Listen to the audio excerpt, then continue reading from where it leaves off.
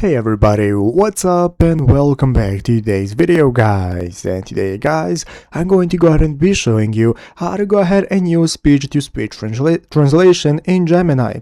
This is a very simple thing to do, so make sure to watch this quick and easy video till the very end, follow my steps correctly, so you can make sure that this works the same for you and you can do this yourself.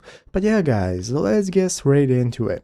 So the first thing we want to do is to go ahead and open up the official Gemini application if you have not already. So if you do not already have it downloaded, what you want to do is go ahead and open up the App Store on your mobile phone, open up the App Store, search for Gemini, find application and install it. So after installing and opening it up, this is going to be the home page you're greeted by, from where we can get started with inputting our prompts. So keep in mind, the first thing you need to do is go ahead and log into your Google account, because without a Google account you cannot use Gemini. So once you have a Google logged in, now we can get started. So speech-to-speech translation in Gemini allows you to speak into your device and hear the translation spoken back in real time, so it operates seamlessly through your phone or web browser. So basically this is the most direct way to have a continuous two-way real-time conversation. Then all you have to do is to go ahead and launch the Google Translate app. So basically guys, this is available in Google Translate. It's not directly available in Gemini, but what you can do is use the speech button, this microphone option right here. By clicking on microphone, it's going to enable you to get started with talking into your microphone